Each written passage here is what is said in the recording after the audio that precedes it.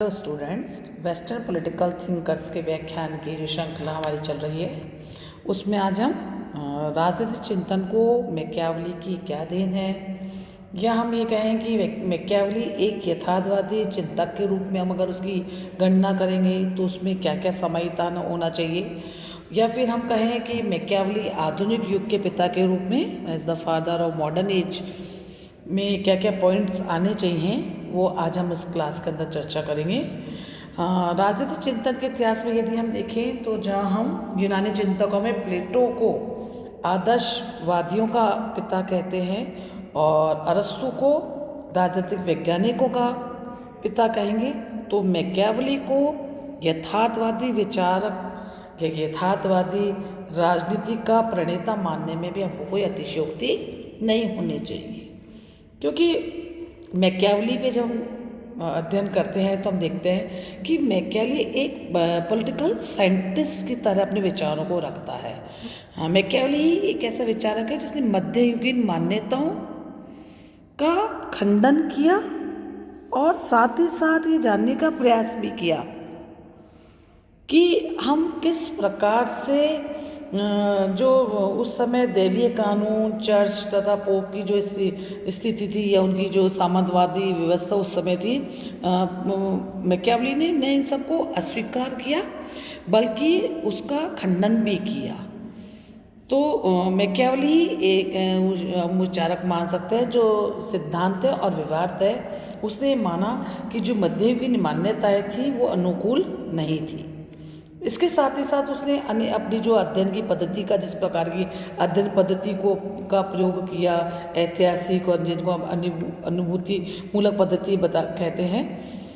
और साथ ही साथ उसने राज्य को सभी संस्थाओं में सर्वश्रेष्ठ माना। तो हम देखते हैं कि मैकियावली एक ऐसा लेखक है जो साध्यों से संबंधित है, साधनों से नहीं, जो ये मानता है कि यदि हमें अपने उद्देश्यों की प्राप्त करनी है तो किन्हीं भी तरीकों, उसके लिए कोई भी साधन काम में लिए जा सकते हैं, लेकिन अल्टीमेटली तो हमको अपने लक्ष्य को प्राप्त करना ही हमारा प्रमुख हमारा एक उद्देश्य होना चाहिए। तो उस समय जो भी मध्ययुगीन मान्यताएं चल रही थी कि परलोक, धर्म, मोक्ष, इन सभी बातों को मैकियावली नकारता है। इसलिए हम उसको आधुनिक युग के पिता के रूप में, या हम ये देखते हैं कि मैकियावली एक यथार्थवादी चिंतक के रूप में उभर करके आता है। कैटलिन जैसे विद्वान ने भी कहा है कि मैकियावली एक राजनीतिक वैज्ञानिक है, राजनीतिक दार्शनिक नहीं। इसलिए हम मैकियावली को यदि आधुनिक युग के जनक के रूप में देखते हैं तो हमें कुछ पॉइंट्स पर चर्चा करनी होगी, क्योंकि ये कुछ ऐसे तत्व हैं जो उसको आधुनिक युग का पिता बनाते हैं। सबसे पहले हम देखते हैं कि मैकियावली ने ऐतिहासिक और अनुभूति मूलक पद्धति का, हिस्टोरिकल मेथड का जो यूज़ किया है, वो सबसे हमारा पहला पॉइंट है। तो हम ये देखते हैं कि यूनानी राजनीतिक चिंतकों में मैकियावली ही वह फर्स्ट पॉलिटिकल साइंटिस्ट है जिसने प्लेटो, ऑगस्टाइन और एक्विनास और भी जो मध्ययुगीन विचारकों की जो निगमनात्मक पद्धति थी, है ना, उसको त्याग कर अरस्तु का अनुसरण करते हुए ऐतिहासिक, विश्लेषणात्मक और तुलनात्मक पद्धति को अपनाया और अपने अध्ययन में प्रयोग किया। उसने इस बात पर बल दिया कि ऐतिहासिक पद्धति एक उपयुक्त पद्धति है जिसकी भूत के अनुभव के आधार पर ही, यानी कि पिछली जो हमारी गलती, जो हमारा इतिहास है, उसके अनुभव के आधार पर ही हम वर्तमान और भविष्य की समस्याओं का समाधान कर सकते हैं। और हम देखते हैं कि जो जितने भी आधुनिक राजनीतिक विचारक हैं वो भी मैकियावली की इस पद्धति का अनुसरण करते हैं। तो हम ये कह सकते हैं कि ये एक ऐसा पॉइंट है कि मैकियावली ने ऐतिहासिक पद्धति के द्वारा अपने अध्ययन को आगे बढ़ाया, जो उसे आधुनिकता की या आधुनिक विचारकों की श्रेणी में रखता है। दूसरी बात है यथार्थवादी विचारधारा। यथार्थवादी जो मैकियावली का जो अध्ययन करने का जो उपागम है, उसकी जो पद्धति है वह यथार्थवादी और व्यवहारवादी थी।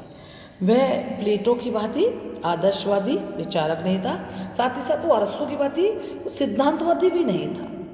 मैकियावेली को इस बात से फर्क ही नहीं पड़ता था कि वह क्या है और कि मनुष्य क्या है और वो क्या क्या करता है, बल्कि वो तो ये देखता है कि वह कि मनुष्य, वह नहीं कह रहा है कि उसको कैसा होना चाहिए, वह इस बात पे बात करता है कि मनुष्य कैसा है और अगर वो ऐसा है तो वो किस प्रकार का व्यवहार करता है। क्योंकि हम देखते हैं कि मैकियावेली ने अपनी जो उसका समय है, जो 16वीं शताब्दी का वो विचारक है और 16वीं शताब्दी में उसके आसपास इटली में जो भी घटित हो रहा है या जो भी उस समय का मानव है, उसका जो स्वभाव है, तो उसने ऑब्वियस मानव को उस समय निकृष्ट रूप में देखा है। इसलिए उसके लिए मानव बहुत ही बुरा ना और लोभी और पाखंडी है, जिसके अंदर वो सारी कमियां वो उस समय मनुष्य के स्वभाव में देख रहा है। यद्यपि मैकियावेली के ये जो चिंतन है या जो भी इसका सिनिसिज्म है या उसका जो भी निराशावादी दृष्टिकोण है मानव के स्वभाव के प्रति, इसकी बहुत आलोचना की जाती है। लेकिन हम ये भी देखते हैं कि 16वीं शताब्दी में इटली में मानव का जो स्वभाव था वो उसी प्रकार का था। तो हम ये देखते हैं कि मैकियावेली का जो अध्ययन पद्धति का या अध्ययन करने का जो तरीका है वो काफ़ी रियलिस्टिक विचारक वो है। वो प्लेटो की भांति कोई कल्पना की या कोई अच्छाई की या आदर्श की कल्पना नहीं करते हैं। तीसरी बात, शक्ति की राजनीति के प्रवक्ता के रूप में कि जो पावर पॉलिटिक्स की जिसकी हम चर्चा करते हैं, जो बहुत आधुनिक कॉन्सेप्ट है शक्ति की राजनीति, मैकियावेली के चिंतन में वह उसका केंद्रीय विषय है कि शक्ति उसकी प्राप्ति हो और किस प्रकार से वो उसका स्थायित्व बना रहे और किस प्रकार से शक्ति का और विकास हो या शक्ति और मिले। इस बारे में तो मैकियावेली का चिंतन का जो केंद्रीय विषय है वह शक्ति ही है। वह उसका शक्ति को कैसे उसका बिल्ड की जाए, उसको किस तरह से सस्टेन रखा जाए, किस तरह से उसका एक्सपांशन किया जाए। तो हम ये देखते हैं कि मैकियावेली जो है वह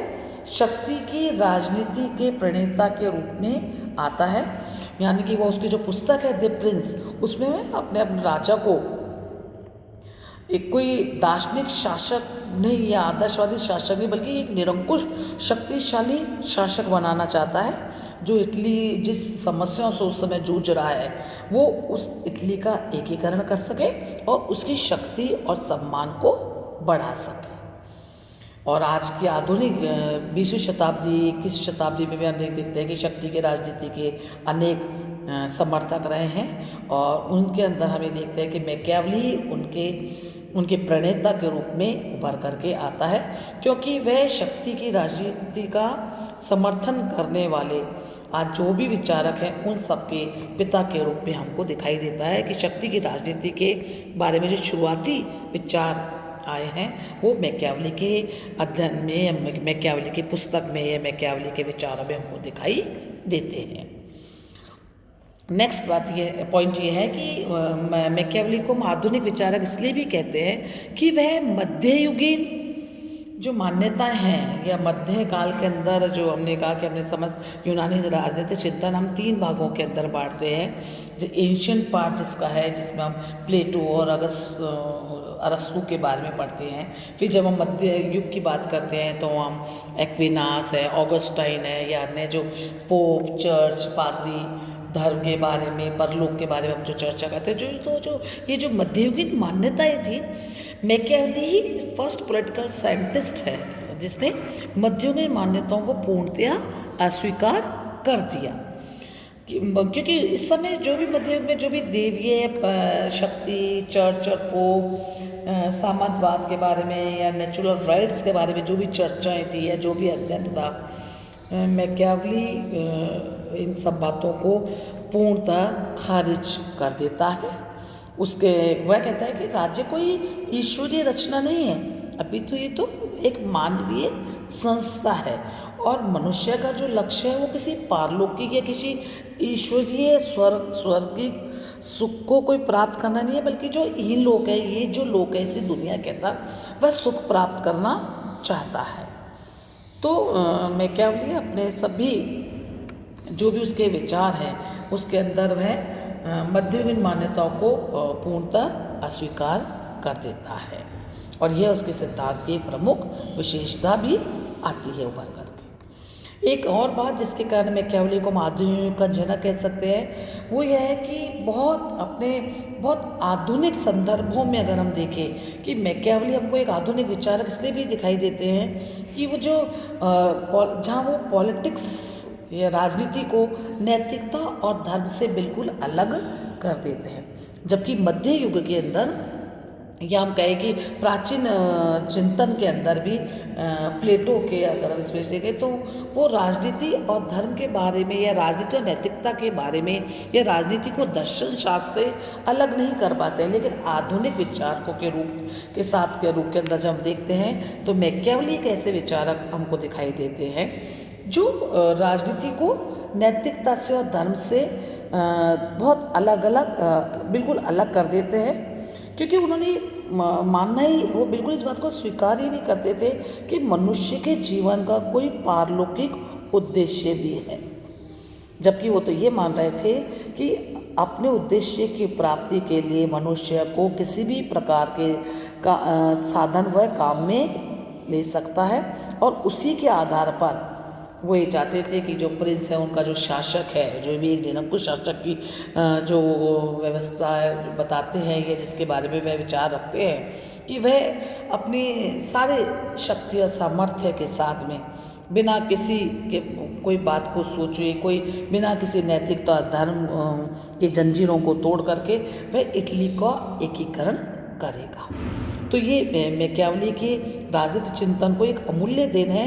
कि वे राजनीति को धर्म और आध्यात्मिकता या दैवी विचारों से बिल्कुल पृथक करके उसको समझता और उसका अध्ययन रखता है। और यही विचार बहुत ज़्यादा आधुनिक है, क्योंकि वर्तमान समय में भी अगर हम देखें कि राजनीति के हम वैज्ञानिक अध्ययन पर बल देते हैं, हम राजनीति के कोई दार्शनिक या काल्पनिक अध्ययन को अस्वीकार कर देते हैं। एक बात और हम देखते हैं कि मैकियावेली ने अपने राजनीति के अपने अध्ययन में संप्रभुता के जो उसके विचार हैं, जहाँ वो सॉवरेनिटी की बात करता है, तो हम ये देखते हैं कि आधुनिक युग के जब हम नेशनल स्टेट की बात है, राष्ट्रीय राज्य की बात करते हैं, और हम जानते हैं राष्ट्रीय राज्य की एक प्रमुख विशेषता है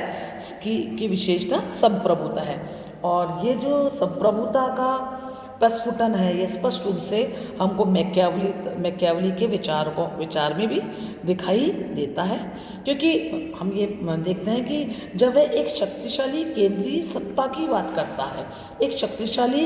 केंद्रीय शासक की बात करता है जो बाकी नागरिकों और समुदायों से बिल्कुल ऊपर होगा, सर्वोच्च होगा, तो यहाँ मैकियावेली ने अपने इन विचारों के द्वारा वह संप्रभुता के मार्ग को प्रशस्त करता है। साथ ही साथ हम देखते हैं कि राष्ट्रीयता का जो विचार है ये भी क्लियर है कि मैकियावेली ने कभी भी अपने विचारों में, अपने संदर्भों में कहीं भी नेशनलिटी के बारे में कोई राष्ट्रीयता शब्द का प्रयोग नहीं किया है। लेकिन ये भी सत्य है कि राष्ट्रीयता की जो विचारधारा का जो कॉन्सेप्ट यद्यपि 18वीं शताब्दी में डेवलप हुआ है, लेकिन इसके बीज जो हम हैं वे मैकियावेली का जो विचार था कि राज्य को अपनी सीमाओं का विस्तार नृजातीय समझातीयता की सीमाओं तक करते रहना चाहिए, कि मैकियावेली ये चाहता था कि अब जो शासक है वह अपनी सीमाओं के बारे के अंदर अपनी सर्वोच्चता को स्थापित करे और अपने राज्य की सीमाओं को अपनी सीमाओं को बढ़ाता रहे। तो इसका जो ये वाला जो विचार है ये भी हमको बहुत आधुनिक दिखाई देता है। और या फिर हम ये भी कह सकते हैं कि जो संप्रभुता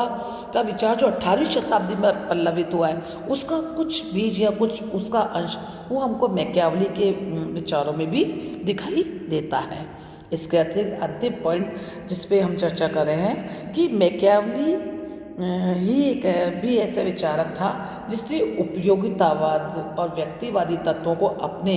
विचारों के अंदर स्थान दिया, क्योंकि मैकियावेली का मानना था कि मनुष्य हमेशा सुख और आनंद प्राप्त करना चाहता है और दुख से बचना चाहता है। आगे हम जाकर के देखते हैं कि यही जो मैकियावेली की ये जो धारणा है, ये आगे जाकर के उपयोगितावादियों का, जब हम बेंथम और मिल जब हम आपको आगे की क्लास में पढ़ाएंगे तो हम देखेंगे कि उपयोगितावादियों का जो एक मूल सिद्धांत था, इस पे मैकियावेली ने बहुत पूर्व विचार कर लिया था। क्योंकि जब मैकियावेली ये कहता है कि मानव अपने पिता की हत्या को तो क्षमा कर सकता है, परंतु उसकी पैतृक संपत्ति का अगर कोई अपहरण करता है तो वह उसको बर्दाश्त नहीं कर सकता है। तो उसकी मनुष्य हमेशा सुख चाहता है, अच्छा चाहता है, और उसके लिए वो किसी भी हद तक आगे जा सकता है। साथ ही साथ जो मैकियावेली ने जो व्यक्तिवादी तत्व या व्यक्तिवादी जिस प्रकार धारणा को जन्म दिया, उसने कहा कि उसने लेजिस फेयर का जो सिद्धांत है उसका भी विकास किया है। तो हम ये देखते हैं कि मैकियावेली की आधुनिकता के जो भी पॉइंट्स या जो भी जिन तथ्यों को हमने आज जानने का प्रयास किया, उससे हम ये देखते हैं कि मैकियावेली जिन सिद्धांतों और जिन नीतियों का समर्थन करता है, आज के शासक या जो भी पॉलिटिशियंस हैं या जो भी डिप्लोमेट्स हैं, वो ऊपर से भले ही स्वीकार करें कि वो मैकियावेलियन सिद्धांतों को स्वीकार या विचार पर सिद्धांतों पर नहीं चलते हैं, परंतु जब हम देखते हैं कि राज्य के जो भी डिप्लोमेटिक रिलेशंस होते हैं, जब वॉर की युद्ध की बात हो रही है या जब इंटरनेशनल सम्मेलन हो रहे हैं, अंतर्राष्ट्रीय सम्मेलन होते हैं, सभी डिप्लोमेसी के अंदर विदेशी संबंधों के निर्धारण में, विदेश नीति के निर्धारण में, अंतर्राष्ट्रीय जो भी संधियाँ समझौते होते हैं, उन सभी में सभी जो राजनीतिज्ञ हैं या जो भी राजनयिक हैं, वे मैकियावेलियन तरीकों को, उसके सिद्धांतों को, उसकी विचारधारा को अपने अध्ययन में शामिल करते हैं। धन्यवाद।